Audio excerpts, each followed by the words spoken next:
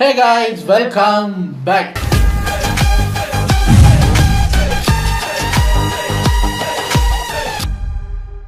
எனக்கு நம்ம டிலைட் சினிமாஸ்ல இருந்து ஒரு வீடியோ தம்ப்நெயில பார்த்தோன்னே தூக்கிட்டு வந்துட்டாங்க. டிலைட் சினிமாஸ் சேனல்ல அவங்களோட தம்ப்நெயில் டிசைன் ஒன்று வச்சிருப்பாங்க. யாராவது ஒரு பிரச்சனையில் மாட்டிக்கிட்டாங்க அப்படின்னா, யாராவது ரோஸ்ட் பண்ண போகிறாங்க அப்படின்னா, அவங்களோட ஃபோட்டோவை நடுவில் போட்டு வேஸ்டட் அப்படின்னு போட்டிருப்பாங்க. சுற்றி கிளிப்ஸாக அந்த ஃபோட்டோஸ் இருக்கும். இப்போ திடீர்னு பார்க்குறேன், நம்ம ஆர்ஜே பாலாஜி அப்படி போட்டிருக்காங்க. நல்லா தானே ஒரு படம் எடுத்தாரு, சந்தோஷமா 200 கிளப்பு 300 கிளப்பு crore கிளப்புன்னு போயிட்டு இருந்தாரு. அவருக்கு என்ன பிரச்சனைல மாட்டினாரு அப்படின்னு பார்த்தா சூர்யா ஃபேன்ஸே அவரை போட்டு அடிச்சுட்டு இருக்காங்க. என்னடா அது, சூர்யாவுக்கு கம்பேக் கொடுத்த டேரக்டரு, சூப்பர் படம் எடுத்த டேரக்டருன்னு சொன்னாங்க, சூர்யா ஃபேன்ஸே அடிக்கிறாங்களா? அப்படி இதில் ஐயாவுக்கு கொஞ்சம் எக்ஸ்ட்ரா கொஞ்சம் வாய் கொஞ்சம் நீளம் தான், பட் அந்த அளவுக்கு என்ன சொல்லி மாட்டிக்கிட்டாருன்னு தெரியல. சரி அப்படின்னு அவரோட வீடியோவுக்கு ரியாக்ட் பண்ணலான்னு போகும்போது இன்னொரு வீடியோ வந்திருக்கு. அதில் இவரோட க்ளோஸ் ஃப்ரெண்டு அவரோட ஃபோட்டோவை போட்டு வேஸ்டட்னு போட்டிருக்கு. யாருன்னா விக்னேஷ் சிவன். என்னங்க நேற்று ஆர்ஜே பாலாஜி, இன்னைக்கு விக்னேஷ் சிவன். எனக்கு இப்போ எந்த வீடியோவை முதல்ல பார்க்குறதுன்னு தெரியல. அதனால் வந்த ஆர்டர்லேயே போயிடுவோம். இன்னைக்கு ஆர்ஜே பாலாஜி, நாளைக்கு அவருடைய நண்பர் விக்னேஷ் சிவன் எண்ணத்தில் மாட்டியிருக்காரு. என்ன அதாவது வாய் விட்டு மாட்டிட்டாரா என்ன ஏதுங்கிறத போய் பார்க்கலாம். அது நாளைக்கு. இன்னைக்கு வந்து did RJ Balaji really back stop Suriya after Karuppu. உண்மையிலே ஆர்ஜே பாலாஜி சூர்யாவின் முதுகில் கருப்பு படத்துக்கு பிறகு முதுகில் குத்தி விட்டாரா அப்படின்னு ஒரு கேள்வி கேட்குறாங்க. Suriya fans versus RJB. ஓ, இதுக்கு தான் சூர்யா சார் ஒரு இன்ஸ்டாகிராமில் ஒரு ஸ்டோரி போட்டிருந்தார். ஜெயமே லயம், லயமே ஜெயம், எல்லாரோடையும் அன்பா இருக்க அப்படின்னு போட்டிருந்தாரு. யார் எதுன்னு சொல்லலை. இதனால தான் இருக்கும்னு நினைக்கிறேன். சூர்யா சாருமே இப்போ அவரோட அந்த கேமராமேன், எடிட்டரு, அவங்க இவங்கன்னு எல்லாருக்கும் அந்த பெரிய காரெல்லாம் ப்ரெசென்ட் பண்ணார் இந்த படம் சக்ஸஸுக்கு அப்புறம். என்ன பிரச்சனை? சரி வாங்க பார்ப்போம். இது ஒரு ஷார்ட் 8 minutes வீடியோங்கிறதுனால டக்குன்னு பார்த்துட்டு போயிடலாம். டெய்லி ஏதாவது ஒன்று நடந்துக்கிட்டே இருக்குல்ல.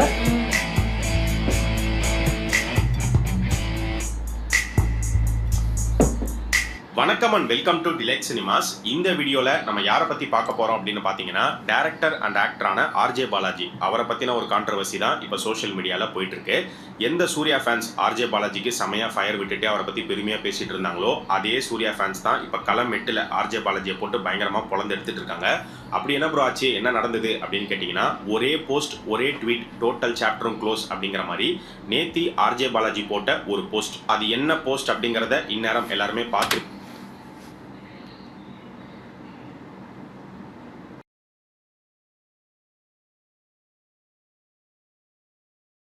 என்ன இப்போ இதில் என்ன பிரச்சனை? முதல் லைன் மட்டும்தான் கருப்பு படம் சம்மந்தமாக இருக்குது. மற்றதெல்லாம் வந்து with the man who started it all for கருப்பு. அவர் அப்படித்தான் இன்டர்வியூலாம் சொன்னார். இந்த கதையை தான், இது விஜய் சாருக்கு சொன்ன கதை தான் இது. அவருக்கும் அது ரொம்ப பிடிச்சி போச்சு. அப்புறம் அவர் பண்ணலை அப்படின்னதுக்கப்புறம் தான் அது சூர்யா சாருக்கு போச்சு. இதில் என்ன இருக்குது? அதனால் சொல்லிக்காரு, கருப்பு ஸ்டார்ட் பண்ணுறதுக்கு காரணமாக இருந்தவரோட நான் ஃபோட்டோ எடுத்திருக்கிறேன், நம்ப முடியாமல் இருக்குது. சீஃப் மினிஸ்டர் தமிழ்நாடு அதே மாதிரி இருக்கார், அதே வார்ம்த், அதே கைண்ட்னஸ், அதே காம்னஸ். இது எதுவும் தப்பாக தெரியலையே. கருப்புக்கு விஜய் காரணமா அப்படின்னு இவரை போட்டு அடிக்கிறீங்களா? பார்ப்போம் இருப்பீங்க அப்படின்னு நினைக்கிறேன். ஸோ நம்ம தமிழ்நாட்டுடைய முதலமைச்சராக இருக்கக்கூடிய தளபதி விஜய் அவர்கள், ஸோ அவர் சிஎம் ஆனதுக்கு அப்புறமா சினிமா இண்டஸ்ட்ரியிலேருந்து நிறைய பேர் நேரில் போய் அவரை மீட் பண்ணி ஃபோட்டோஸ் எடுத்து அதை அவங்களுடைய சோஷியல் மீடியா ஹேண்டில்ஸில் போஸ்ட் பண்ணிகிட்டே தான் வராங்க. அந்த வகையில் ஆர்ஜே பாலாஜி அண்ட் அவருடைய ஒய்ஃப், இவங்க 2 பேருமே இப்போ ரீசெண்டாக நேரில் போயிட்டு விஜய் அவர்களை மீட் பண்ணி ஃபோட்டோஸ் எடுத்திருக்காங்க. அந்த ஃபோட்டோஸை தான் ஆர்ஜே பாலாஜி நேற்று ஒரு போஸ்ட்டாக வந்து ஷேர் பண்ணியிருந்தாரு. அந்த ஃபோட்டோஸை அப்லோட் பண்ணிவிட்டு கேப்ஷனாக என்ன எழுதி போட்டிருந்தாரு அப்படின்னு பார்க்கும்போது, with the man who started it all for கருப்பு அப்படின்னு ஆரம்பிச்சு கடைசியாக வந்து பார்த்தீங்கன்னா, thank you for everything dearest Vijay sir அப்படின்னு சொல்லி முடிச்சிருந்தாரு. ஸோ இந்த ஒரு போஸ்ட் தான் இப்போ நிறைய சூர்யா ஃபேன்ஸ் வந்து பயங்கரமாக ட்ரிகர் பண்ணியிருக்கு. அவங்க இது எப்படி எடுத்துக்கிட்டாங்க, எப்படி பார்க்குறாங்க, என்னென்னலாம் சொல்கிறாங்க அப்படிங்கிறத பார்க்கும்போது, ஏற்கனவே ஆக்டர் சூர்யா கூட ஒர்க் பண்ண நிறைய டேரக்டர்ஸ் அவரை பின்னால் வந்து முதுகில் குத்திருக்காங்க. அந்த லிஸ்ட்டில் இப்போ நீங்களும் வந்து ஜாயின் பண்ணிட்டீங்க. ஒரு ஹிட்டுக்கு அப்புறம் அப்படியே ஆளே மாறிட்டீங்க. படம் ரிலீஸ்க்கு முன்னாடி ஒன்று பேசுறீங்க, ரிலீஸ்க்கு அப்புறம் ஒன்று பேசுறீங்க அப்படிங்கிற மாதிரி சொல்லிட்டு இருக்காங்க. ஆர்ஜே பாலாஜியை நம்பி அவருக்கு வாய்ப்பு கொடுத்த முதல் ஹீரோ, அதுவும் பெரிய ஹீரோ வந்து சூர்யா. ஆனால் அவரை பற்றி இவர் எங்கேயுமே இந்த அளவுக்கு பெருமையாக வந்து பேசவே இல்லை. அவரை தாண்டி விஜய் அவர்களை வந்து ஆரம்பத்துலேருந்தே இப்போ வரைக்குமே அவர் பயங்கர பெருமையாக தான் வந்து பேசிக்கிட்டு இருக்காரு, ப்ரொமோட் பண்ணிக்கிட்டே இருக்காரு. ஸோ படத்தோடைய ரிலீஸ்க்கு முன்னாடி இந்த படத்தோடைய ப்ரீ ரிலீஸ் ஈவெண்ட்டாக இருக்கட்டும், அதுலேயுமே நீங்கள் பார்த்தீங்கன்னா ஆர்ஜே பாலாஜி வந்து விஜய் அவர்களை பற்றி பேசியிருப்பார், ஒரு எலவேஷன் கொடுத்துருப்பாரு. 2 வருஷத்துக்கு முன்னாடி ஒருத்தர் கட்சி ஆரம்பிச்சாரு, அவரை யாருமே வந்து நம்பலை, ஆனால் இப்போ அவர் சிஎம் ஆகி ப்ரூவ் பண்ணிட்டாரு அப்படிங்கிற மாதிரி சொல்லியிருப்பாரு. படத்துக்குள்ளேயுமே வந்து பார்த்தீங்கன்னா லியோ படத்தோடைய ரெஃபரன்ஸ் வைக்கிறது, போக்கிரி ரெஃபரன்ஸ் வைக்கிறது, இதெல்லாம் வந்து வச்சிருப்பாரு. அண்ட் இப்போ படத்தோடைய ரிலீஸ்க்கு அப்புறமா வந்து கருப்புக்கு காரணமே விஜய் தான் அப்படிங்கிற மாதிரி இப்போ ட்வீட் போட்டிருக்காரு அப்படின்னு சொல்லி தான் ஃபேன்ஸ் வந்து பயங்கர ஆதங்கமாக வந்து பொழந்துட்டு இருக்காங்க. வாய்ப்பு கொடுத்த சூர்யாவை விட வாய்ப்பு கொடுக்காத விஜய் அவர்கள் இவருக்கு பயங்கர முக்கியமாக போயிட்டாரா அப்படிங்கிற மாதிரி நிறைய சூர்யா ஃபேன்ஸ் வந்து கேள்வி கேட்டுட்டு வராங்க. இது வந்து ஆர்ஜே பாலாஜியை இவங்க போட்டு அடிக்கிறது அப்படிங்கிறத தாண்டி Suriya fans versus Vijay fans கிளாஷாகவும் சோஷியல் மீடியாவில் ஒரு பக்கம் போயிட்டு இருக்கு. ஸோ உண்மையிலேயே ஆர்ஜே பாலாஜியோட ஏங்க இங்கே கிளாஷ் ஆகுற அளவுக்குலாம் ஒன்றும் இல்லை. இங்கே புது டீம் மெம்பர் செலக்ட் பண்ணாங்க. எனக்கு இதில் எதுவும் தப்பாக தெரியலைங்க. இப்போ புதுசாக சிஎம் ஆகியிருக்காரு, அதுக்காக அவர் இவ்வளோ பேசியிருக்கலாம். ஏன்னா எனக்கு தெரிஞ்சு நான் கூட இப்போ அவர் சொல்லும் போது யோசிச்சுட்டு இருந்தேன். இப்போ எல்லா இடத்துலையும் விஜயை புகழ்ந்து பேசுகிறாரு, ஆனால் சூர்யாவுக்கு இப்படி பேசினாரு பாருங்க அப்படின்னு சொல்லுவாங்கன்னு பார்த்தா அவர் எதுவும் தப்பாக பேசலையே. அந்த ஃபங்க்ஷன்ஸ்லாம் சூர்யா சாரையும் புகழ்ந்து தான் பேசினார். நான் போய் அந்த கதையை சொன்னேன், என்ன நினச்சாரோ தெரியல, டக்குன்னு ஓகேன்ட்டாரு. என்னை நம்பி ஓகே சொன்ன ஒரு பெரிய ஹீரோன்னு ஸ்டேஜ்லாம் அவர் பேசியிருக்காருல்ல, அதெல்லாம் நீங்கள் பார்க்கலையா? இதே மாதிரி அந்த கார் ப்ரெசென்ட் பண்ணாங்கல்ல அந்த எடிட்டருக்கு, அந்த எடிட்டரும் ஒரு போஸ்ட் போட்டுட்டு அதுக்கப்புறம் அவரே சாரி, நான் சொன்னதை தப்பாக புரிஞ்சுக்கிட்டீங்க, நான் அந்த அர்த்தத்தில் சொல்லலை, அன்பான ஃபேன்ஸ் எல்லாரும் மன்னிச்சிருங்கன்னு போட்டிருக்காரு. என்ன போட்டதுக்கு என்ன அடி வாங்கினாங்க, ஏன் மன்னிப்பு கேட்டாருன்னு தெரியவில்லை. இந்த போஸ்ட்டில் வந்து கான்ட்ரவர்சி இருக்கா அப்படின்னு கேட்டிங்கன்னா எனக்கு பார்க்கும்போது அப்படி தெரியல. ஏன் அப்படிங்கிறதையுமே நான் சொல்லிடுறேன். With a man who started it all for கருப்பு அப்படிங்கிறத ஏன் இவர் போட்டிருக்காரு அப்படின்னு பார்க்கும்போது, நம்ம ஏற்கனவே சொன்னதான் நம்மளுடைய அப்டேட்ஸ் வீடியோஸை கண்டினியூஸாக ஃபாலோ பண்ணுறவங்களுக்கு இதெல்லாம் முன்னாடியே தெரிஞ்சிருக்கும். ஸோ ஆர்ஜே பாலாஜி வந்து பார்த்தீங்கன்னா மாசாணி அம்மன் அப்படிங்கிற ஒரு ஸ்கிரிப்டை தான் ஆரம்பத்தில் வந்து தயார் பண்ணார். ஸோ அந்த ப்ராஜெக்டில் த்ரிஷா அவங்க தான் ஃபீமேல் லீடாக நடிக்கிறதா இருந்தது. இப்படி தான் இந்த ஸ்டோரி வந்து ஆரம்பிக்குது. ஸோ மாசாணி அம்மன் ஸ்கிரிப்டில் தான் ஆர்ஜே பாலாஜி ரொம்ப நாளாக ஒர்க் பண்ணிட்டு இருக்காரு. ஒரு கட்டத்தில் இது எந்த இடத்துல எப்போ கருப்பா மாறுது அப்படின்னு பார்க்கும்போது அதுக்கு முக்கிய காரணமா விஜய் தான் அமைகிறாரு. ஸோ விஜய் வந்து கோட் முடிச்சுட்டு அவருடைய கடைசி படம் தளபதி 69க்காக நிறைய டேரக்டர்ஸ் கிட்ட கதைகள் கேட்டுட்டு இருக்கும்போது ஆர்ஜே பாலாஜிக்கும் ஒரு வாய்ப்பு கிடைக்குது. ஸோ அந்த வாய்ப்பை ஆர்ஜே பாலாஜி யூஸ் பண்ணிக்கிறாரு. அப்போ இவர் என்ன பண்றாருன்னு பார்த்தீங்கன்னா மாசாணி அம்மனா இருக்கக்கூடிய இந்த ஃபீமேல் ஓரியன்டட் ஸ்கிரிப்டை வந்து அப்படியே மேல் ஓரியன்டட் ஸ்கிரிப்டா மாற்றி கருப்புசாமியை உள்ள கொண்டு வராரு. அப்படி கொண்டு வந்து ரெடி பண்ணி தான் இந்த கதையை எடுத்துட்டு போய் விஜய் அவர்களுக்கு நரேட் பண்றாரு. விஜய்க்கும் வந்து பிடிச்சிருச்சு அப்படிங்கிற மாதிரி தான் ஆர்ஜே பாலாஜி சொல்லியிருந்தார். அப்புறம் ஏன் ப்ரோ படம் பண்ணல அப்படின்னு கேட்டீங்கன்னா அதுக்கு ஆர்ஜே பாலாஜி போட்ட ஒரு கண்டிஷன் தான் வந்து காரணம். அதாவது விஜய் அவர்கள் வந்து கோட் முடிச்சுட்டு கடைசியா ஒரு படம் தளபதி 69 வந்து இருக்கிற டைம் ஃப்ரேம்குள்ள ஃபாஸ்டா பண்ணி முடிச்சுட்டு ஃபுல் டைமா அரசியலுக்குள்ள போயிடணும், இதுக்கப்புறம் படம் பண்ண போறது கிடையாது அப்படிங்கிற மாதிரி தெளிவா ஒரு முடிவு எடுத்திருந்தாரு. ஸோ அந்த இருக்கிற டைம் ஃப்ரேம்குள்ள எந்த டேரக்டர் வந்து செட் ஆவாங்க, எந்த கதை செட் ஆகுமோ அதை தான் அவர் பண்ற மாதிரி பிளான். அப்படிதான் இப்பயுமே ஜனநாயகன் அப்படிங்கிறது நடந்திருக்கு. இல்லைனா கேசரியை போய் யாராவது வந்து ரீமேக் பண்ணுவாங்களா? ஸோ அந்த வகையில கருப்பு கதை கேட்டு அவருக்கு பிடிச்சி போய் அவர் என்ன சொல்லிட்டாருன்னு பார்த்தீங்கன்னா உடனே வந்து ஷூட்டிங் போகலாம். அதுக்கு ஆர்ஜே பாலாஜி என்ன சொல்லிட்டாருன்னா, இல்லை என்னால் உடனே ஷூட் போக முடியாது, மினிமம் ஒரு 7 to 8 months ஆகுது எனக்கு டைம் வேணும். நான் வீட்டில் விசேஷம் படமே வந்து 5 to 7 months ஒர்க் பண்ணிவிட்டு அதுக்கப்புறம் தான் ஷூட்டிங் போனேன். இது வந்து ஒரு பெரிய படம். ஸோ எனக்கு ரெஸ்பான்சிபிலிட்டிஸ் ரொம்ப அதிகமாக இருக்கும். ஸோ எனக்கு ஒரு டைம் வேணும், அதுக்கப்புறம் தான் பொறுமையாக தான் என்னால் ஷூட் ஆரம்பிக்க முடியும் அப்படின்னு அவர் சொன்னதுனால தான் இந்த படம் வந்து நடக்கலை. ஏன்னா விஜயால் அந்த 8 months வந்து அவருக்கு டைம் கொடுக்க முடியாது அப்படிங்கிறதுனால தான் கருப்பு வந்து தளபதி 69 அமையாமல் போயிடுச்சு. இதை தாண்டி சூர்யா கிட்ட ஆர்ஜே பாலாஜி இந்த கருப்பு ஸ்டோரியை சொல்கிறதுக்கான வாய்ப்பு அமையறதுக்கும் விஜய் தான் ஒரு காரணமா அமைகிறாரு. எப்படின்னு பாத்தீங்கன்னா டைரக்டா இல்ல இன்டைரக்டா. இதை பத்தி ஆர்ஜே பாலாஜியை ஒரு இன்டர்வியூல வந்து ஷேர் பண்ணியிருந்தாரு. அதாவது ட்ரீம் வாரியர்ஸ் ஆர்ஜே பாலாஜியை எந்த வகையில எப்படி அப்ரோச் பண்ணிருக்காங்க அப்படின்னு பார்க்கும்போது விஜய் வந்து ஆர்ஜே பாலாஜியை கூப்பிட்டு கதை கேட்டிருக்காரு அப்படிங்கிற நியூஸ் வந்து உங்களுக்கு தெரிய வருது. பட் ஏதோ ஒரு காரணங்களால வந்து அந்த படம் நடக்கல அப்படிங்கிறதுமே இவங்க தெரிஞ்சுக்கிறாங்க. ஸோ விஜயே இவரை கூப்பிட்டு கதை கேட்கிறாரா, அது என்ன கதை அப்படிங்கிற மாதிரி தான் இவர் அப்ரோச் பண்ணி நீங்க போய் விஜய் கிட்ட கதை சொன்னீங்களாமே, இந்த பக்கம் சூர்யா வந்து கதை கேட்டுட்டு தான் இருக்காரு, நீங்க அவர்கிட்ட நரேஷன் கொடுக்குறீங்களா அப்படிங்கிற மாதிரி கேட்க போய் அப்படிதான் ஆர்ஜே பாலாஜி சூர்யாவை மீட் பண்ணி இந்த கருப்பு படத்தோட நரேஷனை வந்து கொடுத்திருக்காரு. ஸோ ஃபர்ஸ்ட் நரேஷன்ல சூர்யா கதை கேட்கும்போது ஃபர்ஸ்ட் ஒரு 40 minutes 1 hourலேயே வந்து பார்த்தீங்கன்னா அவருக்கு கதை ரொம்ப பிடிச்சி போய் நான் இந்த படம் பண்றேன் அப்படிங்கிறத ஆன் ஸ்பாட்லேயே வந்து ஒத்துக்கிட்டாரு, சொல்லிட்டாரு. ஸோ மாசாணி அம்மன் கருப்பசாமியா மாறினதுக்கும் கருப்பு வந்து சூர்யா மாதிரி ஒரு பெரிய ஹீரோ கிட்ட போய் அது ஒரு பெரிய படமா அமைஞ்சதுக்கும் விஜய் ஒரு வகையில ஒரு முக்கிய காரணமா அமைஞ்சிருக்காரு அப்படிங்கிறதுனால கூட ஆர்ஜே பாலாஜி இப்படி ஒரு ட்வீட் போட்டிருக்கலாம். பட் அதுதான் இப்போ சூர்யா ஃபேன்ஸ் மத்தியில மிஸ்ஃபயர் ஆயிடுச்சு அப்படின்னு நினைக்கிறேன். ஸோ விஜய் பத்தி ஆர்ஜே பாலாஜி நிறைய இடங்கள்ல பெருமையா பேசுறாரு பேசுறாரா அப்படின்னா பேசுறாரு தான், அது உண்மை, அதில் மாற்று கருத்து கிடையாது. ஆனால் அதே சமயம் சூர்யாவை பற்றி தப்பாக பேசிட்டாரா, ஏதாவது ஒரு மாதிரி பேசிட்டாருன்னா அப்படிலாம் எதுவுமே இல்லை. சூர்யா மேலே அவருக்கு இருக்கக்கூடிய ரெஸ்பெக்ட் கண்டிப்பாக அப்படியே தான் இருக்கும் அப்படின்னு நினைக்கிறேன். ஏன்னா இதே ஆர்ஜே பாலாஜி பார்த்தீங்கன்னா king is coming for is throne அப்படிங்கிற மாதிரி பயங்கரமான ஒரு எலவேஷன் கொடுத்தாரு. அது இப்போ உண்மையாயிடுச்சு. அண்ட் அதே மாதிரி சூர்யா வந்து என்ன முழுமையாக நம்பினாரு அப்படிங்கிற மாதிரிலாம் பேசியிருக்காரு. அதெல்லாம் இல்லைன்னு சொல்லிட முடியாது. ஸோ அதனால சூர்யா மேலே இவருக்கு இருக்கக்கூடிய ரெஸ்பெக்ட் கண்டிப்பாக இருக்கும். அது வந்து குறையாது, குறையவும் கூடாது.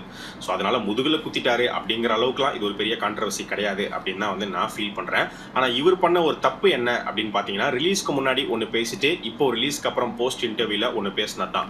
ரிலீஸ்க்கு முன்னாடி ஒரு மேடையில் ஒரு பையன் வந்து கேள்வி கேட்கும்போது ஆர்ஜே பாலாஜி என்ன சொல்லியிருந்தாரு அப்படின்னு பார்த்தீங்கன்னா, இது வந்து சூர்யா அவரை மைண்டில் வச்சு அவருக்காகவே எழுதின ஒரு கதை அப்படிங்கிற மாதிரி தான் சொல்லியிருந்தாரு.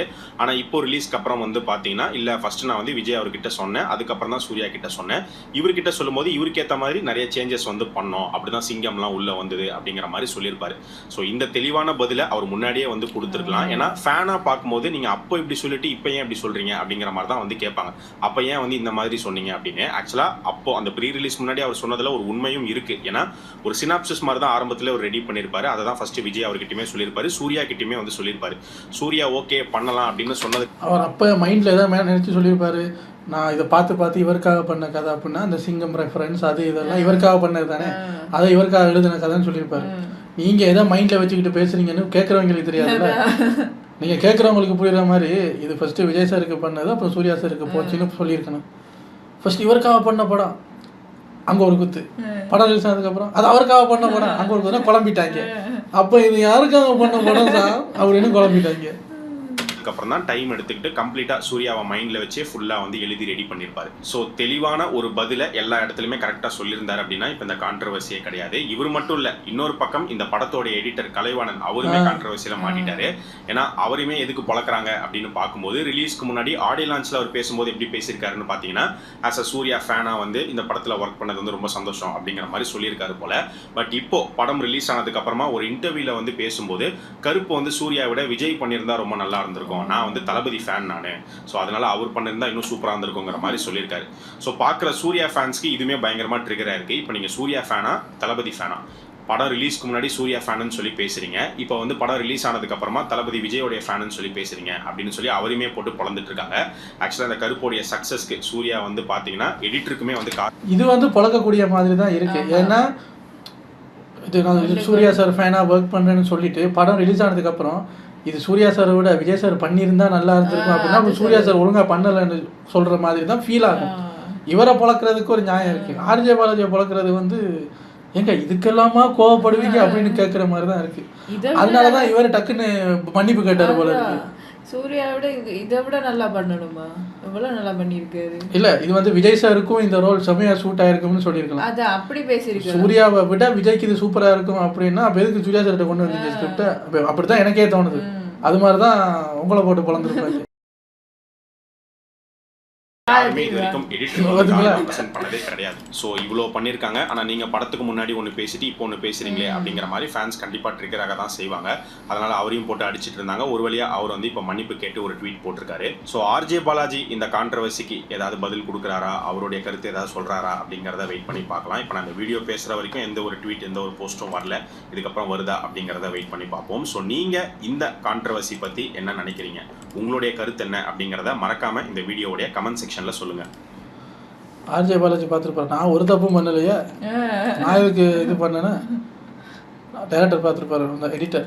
ஆமாம் சார் நான் கொஞ்சம் வாயை விட்டுட்டேன், நான் மன்னிப்பு கேட்டுக்கிறேன் சார் அப்படின்னு அவர் இது பண்ணிட்டார். வாட் எவர் இட் இஸ், படம் ஓடிடுச்சு. நம்ம அதான் சொல்கிறது இல்லை, அந்த பப்ளிக் மீடியாவில் வந்து பப்ளிக்கில் நம்ம அந்த சாய்ஸ் ஆஃப் வேர்ட்ஸ் ரொம்ப இதாக பண்ணணும். இது சூர்யா சார் பண்ணியிருந்தது ஒரு ஃப்ளேவரில் இருக்குன்னா விஜய் சார் பண்ணியிருந்தா இன்னொரு ஃப்ளேவரில் இருந்திருக்குமுங்க அப்படின்னு பேரலாக பேசியிருக்கணும். அதை சூர்யா சாரை விட அப்படின்னு நீங்கள் ஒன்று சொல்லிட்டீங்க பார்த்தீங்களா, அங்கே தான் இடிக்குது. எனக்கு விஜய் சாருக்கு நீங்கள் நிறையா முடி வச்ச உடனே எனக்கு புலிபாட கேட்டப்ப தான் ஞாபகம் வரும். உண்மையை சொல்லி ஆகணுமே, விஜய் சாருக்கு அந்த லாங் ஹேர்லாம் வந்து பெருசாக செட் ஆகாது. தாடி ஓரளவுக்கு செட் ஆனாலும் லாங் ஹேர்லாம் செட் ஆகாது. ஸோ சூர்யா சாருக்கு அந்த லாங் ஹேர் கருப்பு கெட்டப்லாம் பக்காவாக சூட் ஆச்சு. என்னை பொறுத்த வரைக்கும் சூர்யா சார் இதுக்கு பர்ஃபெக்ட் சாய்ஸ்ன்னு தான் சொல்லுவேன். இப்போ நான் விஜய் சாரை தப்பாக பேசின மாதிரி கணக்கில் வரும். ஸோ அது மாதிரி தான் ஆர்ஜே பாலாஜிக்கு நடந்தது. ஆனால் எடிட்டரை போட்டு அடிக்க வேண்டியதான். அவரும் சேஃபாக மன்னிப்பு கேட்டு அவர் பார்த்தாரு, ஆஹா காரை திரும்பி பிடிக்கிறாங்க போல இருக்க. இல்லை மன்னிச்சுக்கோங்க சார், எனக்கு கார் வேணும். பாருங்களேன், இதெல்லாம் ஒரு இஷ்யூவாக வந்துக்கிட்டு இருக்கு இப்போ. எனிவேஸ், உங்களை அடுத்த வீடியோவில் வந்து சந்திக்கிறேன். பாய்.